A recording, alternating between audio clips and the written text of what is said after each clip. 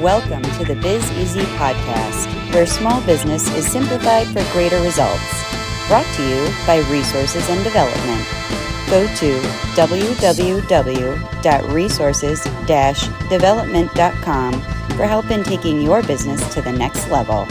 And now, help me welcome the host of the Biz Easy podcast, Steve McCrillis. Welcome to the Biz Easy podcast, coming to you recorded all across the airwaves to all of America. Your resource to help take your business to the next level. Much like the Biz Easy podcast, our new book, Isn't It Time Your Business Becomes Biz Easy, is an eclectic collection of everyday challenges that business owners face. So I ask you, isn't it time you get our new book? It's available on Amazon or as an ebook at resources-development.com. Also, don't forget to stay tuned to learn how to get your free Biz Easy business tool gift at the end of the episode today for tuning in today. My name is Skip. I'm the lead business coach here at Resource and Development and your host as we all learn how to stay better focused on the things that make you great. Now I'd like to introduce my partner and our face to the nation, Steve McCrillis. Hey, Skip. Thanks. Appreciate the intro. Sounded like a commercial for everything that we're trying to hawk here.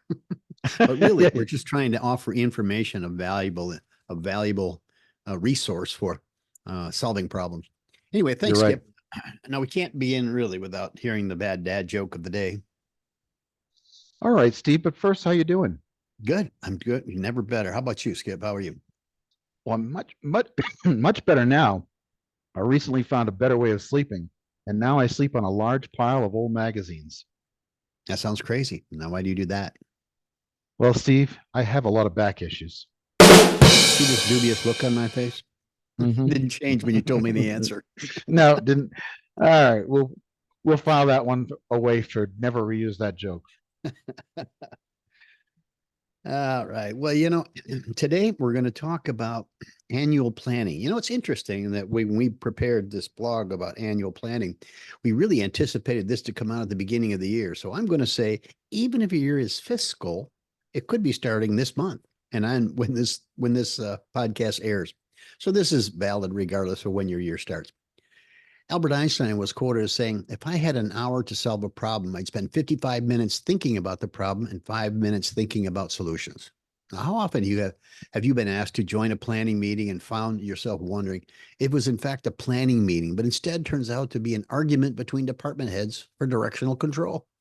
Let's face it, we have all grown a little tired of meetings after meetings that seem to have been better presented with a well-written memo. Now, let's factor into the equation the need for an annual meeting. This is recommended to all companies, regardless, to focus the entire staff on common goals and objectives. So let's talk about a simplified means to accomplish this important task. And I am going to underscore the importance of having a planning, goal setting, and objective meeting at the beginning of each year. And again, the year may begin anywhere along the calendar year.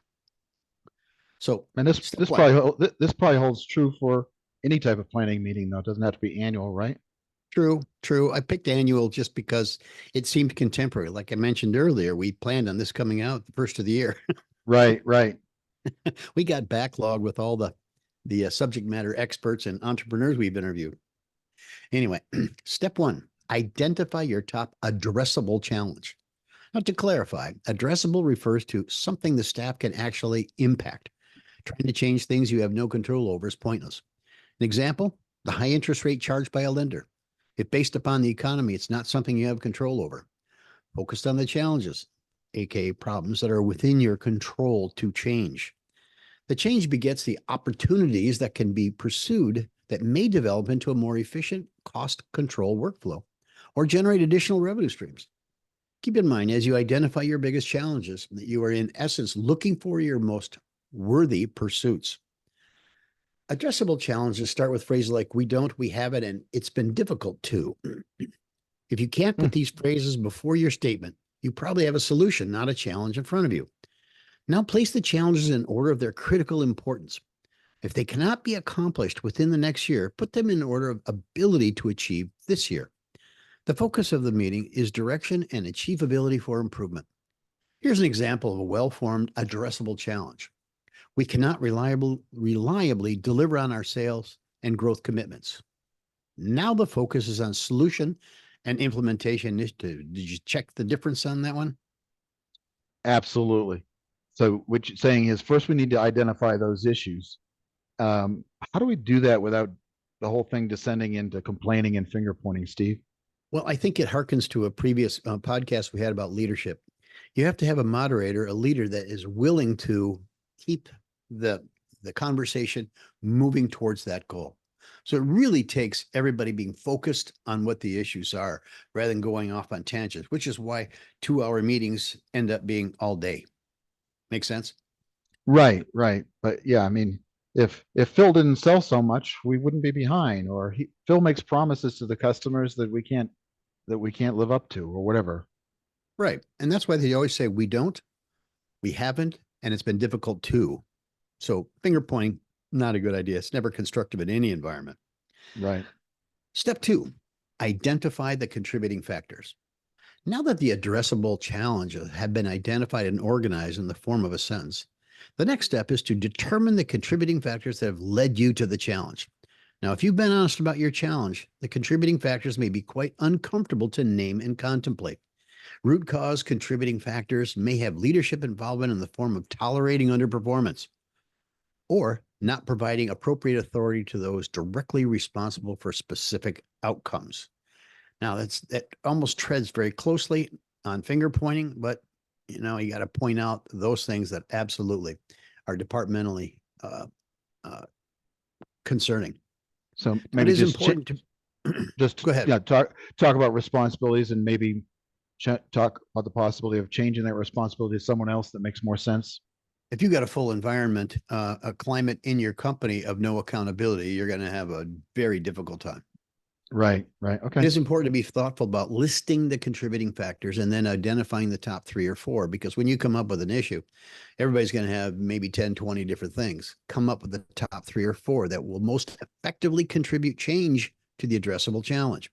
Now, here's an example of how an addressable challenge statement with well-informed contributing factors sentence may look. We cannot reliably deliver on our sales and growth commitments. Now, that was the challenge.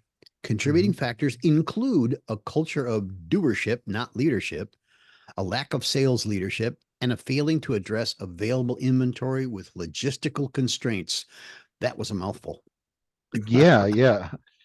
I'm not sure what legal document you pulled that from, but anyway, next, so we're drilling down to identify what's causing the issue, presumably so that we can work on the corrective action that will allow this problem not to exist in the future. Is that right? Yes. Yes. And again, trying to avoid finger pointing, it may be a one-person department, but it has to identify as the department. Much like any disciplinary action when you take with employees, you are identifying the behavior, not the person. I think if you use words like we and us instead of you or him, I think Yeah. you'll probably go a long way to accomplishing that. Yeah. Step 3, articulate the effect on the business. My dad told me when I was, 14 years of age, he said, never go to your boss with a problem, only go with a solution. Articulate the effect on the business. Every addressable challenge has implications affecting your company, which exact a true cost or an opportunity cost today and in future months. Now, there's always a symbiotic relationship between costs and sales. Driving sales while not considering cost implications thereof is a surefire way to fail. We've talked about that before as well. At this stage, it becomes more impactful if you can dig deeper and name the effect of the challenge, such as demotivated employee, as a true impact. Now, the emotional resonance of digging deeper to uncover the cause and effect of contributing factors will allow, perhaps inspire, more of the staff to participate in the addressable challenge. Here's what I found. We only need to know the stakes and the value of solving the issue for a greater buy-in, I guess, right? Of all those concerned. This sounds simple, but in practice, it could be contentious or complicated. Yes. Many things like they seem simple on the surface. For example, you've heard the expression, how do you eat an elephant? One bite at a time, man. So it's breaking it all down and making it as simplified as you possibly can. They can be complex, but you got to break it down so that everybody can get the buy-in, what you just talked about. If I can just Excuse me. interject here, a lot of the concepts and things we talk about sound simple when we state them, and when you get into them, they're more complex. But I think the key here is to really keep your eye on the ball, keep your eye on what the ultimate goal is, and each step of the way, you can, if you keep that in mind, and not lose focus of the intent of what you're trying to do, you'll be fine. Well, if you try less to emotionalize about it and more to rationalize about it, that kind of is Yeah. important. So I think the moderator, to point out a previous question that you'd asked, it really is having somebody that can effectively moderate on a rational basis versus on an emotional basis, definitely. Right. Right. Now, it is important to thoughtfully identify as many effects as possible with the team, then narrow the list to the most significant 3 or 4 again. As in the last 2 steps, assemble them into a complete sentence.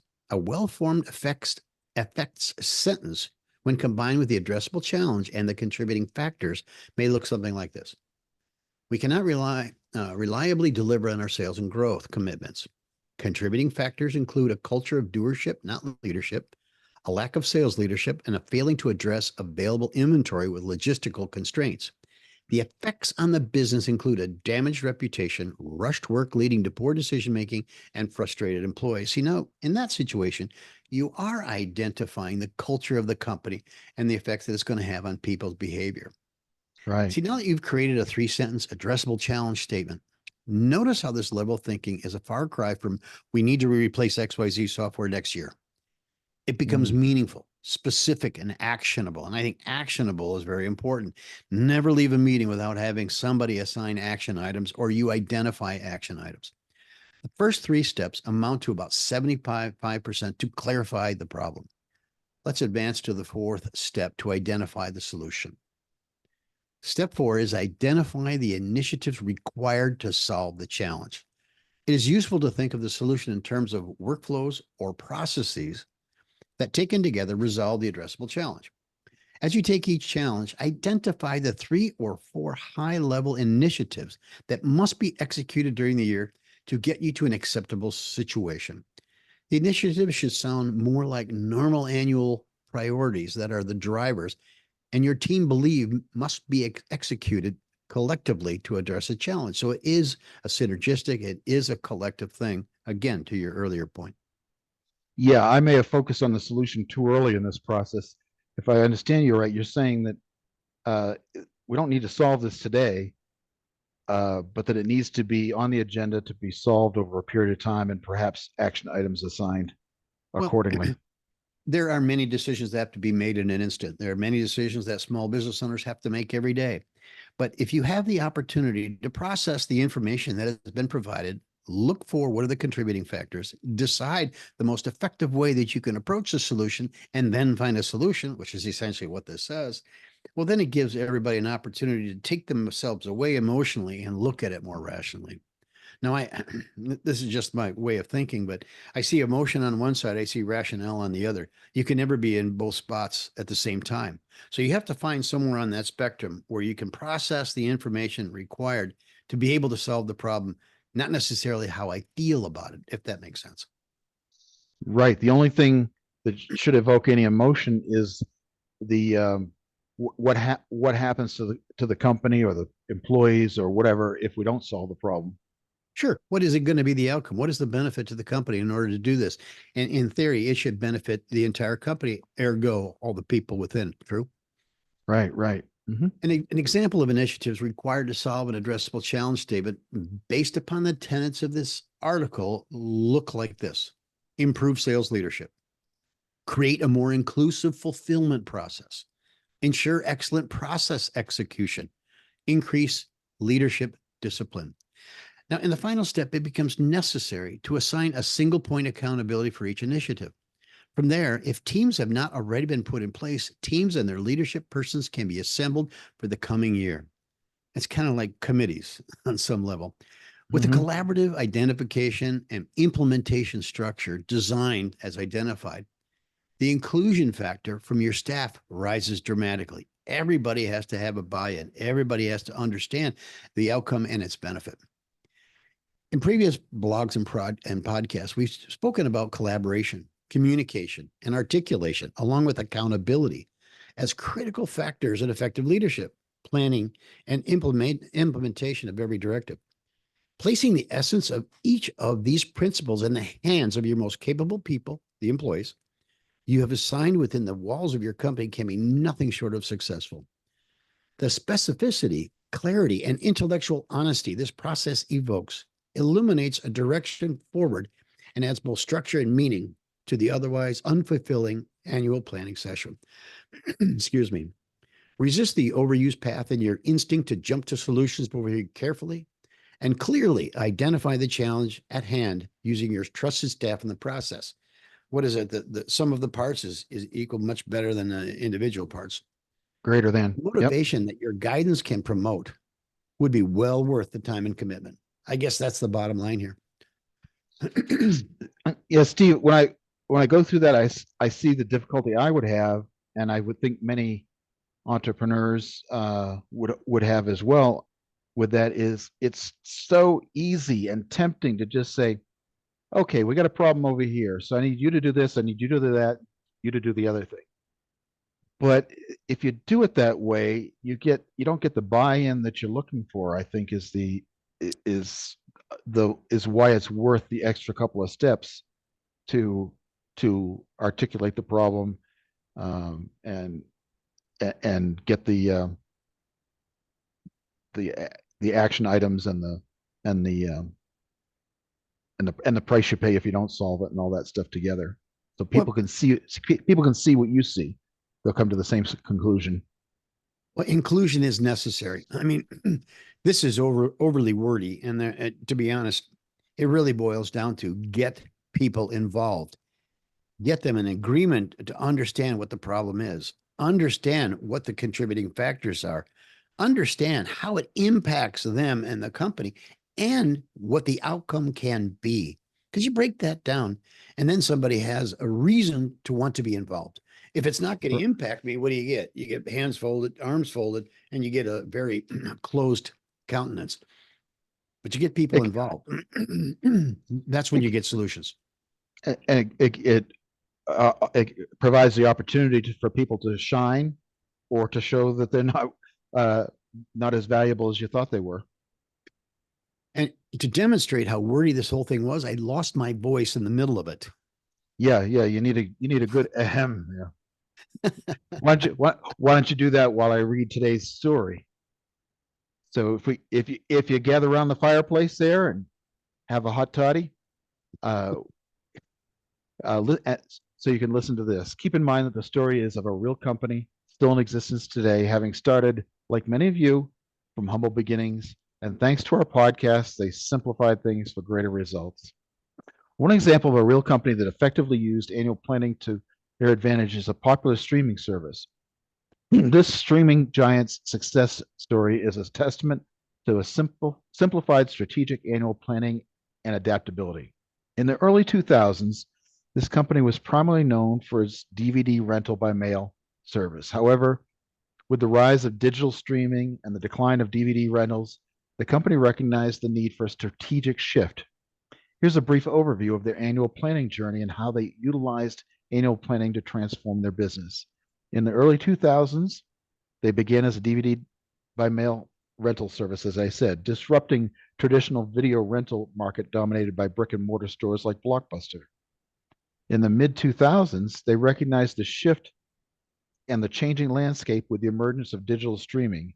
Led by CEO Reed Hastings, they recognized this shift. In the late 2000s, they started investing heavily in streaming technology, recognizing that the future of entertainment lays in digital distribution. In 2010, they decided to go global, expanded its streaming service internationally, going beyond the US market. In 2013 through 2016, they began producing their own original content, starting with the political drama House of Cards. This move was a strategic shift to differentiate itself and create exclusive, compelling content achieving a truly global reach. In the 2020s, they continued to innovate by adopting technologies like artificial intelligence to enhance the recommendation algorithms and investing in a diverse range of content genres. The key takeaways achieved by using simplified annual planning was the adaptability, strategic investments, global vision, and a focus on the customer experience. You should have figured out the company by now. If not, let me continue. Netflix annual planning involved a combination of foresight, strategic investments, and a commitment to innovation. By regularly reassessing their business model and adapting to industry changes, Netflix not only survived, but became a dominant force in the global entertainment industry. They hope to inspire others with their story and their work, and they believe that nothing is impossible without passion and perseverance. It is a great story. In fact, everybody knows that the emergence of streaming versus going into the blockbuster, although that was a fun activity on a Friday night. You take a date and you go and pick out a movie and you reminisce about all the other movies. Now you can do that online. It's just interesting to me that Blockbuster and Kodak and similar companies took so long to recognize the need to change for what's up and coming. So it did take annual planning. Are we going to be able to maintain the same business model at the end of the year that we do today? But it recognizes change in the market and adapting to it. I find it a great story. I mean, I think the story can go on and on about the detail that they went with each of their meetings, but in the interest of time, obviously, we'd only give some of the flashpoints, but it's a great story. Yeah, great, very great. And I used to in the early 2000s live on a remote island that had no television, no whatever, and I couldn't get my hands on enough DVDs, and was a big subscriber to them, and would look forward to getting my DVD each day and playing it that night. I have a friend that has a literal bookshelf of DVDs. Mm-hmm. And at this stage of the game, barring any, unless he has a generator, I mean, he'll be the only one to be able to watch anything if streaming ever goes down. Fair enough. But it takes up so much volume. I guess that's true of any technological change, but nevertheless, fun story. Oh, the collections that we've had and thrown away over the years, especially for entertainment and music. Yeah. So it's now time to tell you about our free gift that we're offering for you today for having listened to our podcast. So let me shift gears here and show you a little bit about the business tool that we're giving away. This week's free gift is our break-even budget tool. Now, this tool is designed to help you kick off your budgeting process for the new year, quarter, or however you plan your sales.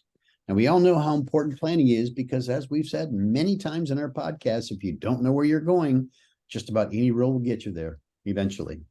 Now, let's let Skip show us around the tool. Thanks, Steve. I think this is going to take the fear out of budget season. I know we all get a little worked up when it comes to designing a budget, but it doesn't have to be that difficult. And this tool should help you get started with that process and make it relatively easy. The minimal amount of information you need to start with. Put your present sales revenue in here, put your cost of sales, put your present overhead in here, and then tell the spreadsheet how many months of data that represents. I mean, ideally you'd want 12 months, but if all you've got is a quarter's worth of information, you put 3 months. However much information you've got, you put in there and tell how many months it is.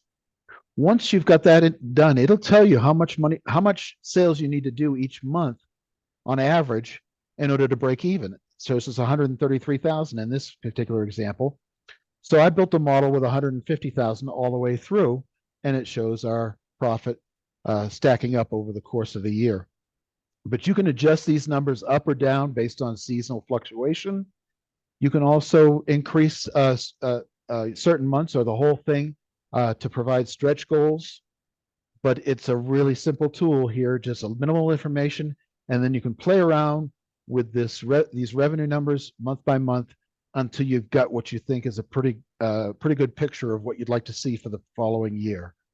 And from this total document, then building your budget in your into your accounting system or to disseminate amongst your employees or managers, it becomes really, really easy. So minimal, maximal, right there. Steve? As Kip mentioned, the inputs are minimal, but the outputs are quite powerful. Now, this tool has been very valuable to show not only break even, but also allows you to set future goals and financial expectations for your company's performance. Now, we hope this makes your business a little more predictable and, as usual, more profitable. And the way to get your copy of the break-even budget tool today for free is to go to the products page at resources-development.com and use the coupon code budget tool. That's BUDGETTOOL to get yours absolutely free. Now, this product is a $39.95 value that you will receive for free for listening to us today. Our gift to help your life, make your life bizeasier. That's right, Steve. I hope it helps everybody. Thanks. Okay, Steve, I guess it's time to wrap it up. Any last thoughts? So wait, we're giving that away?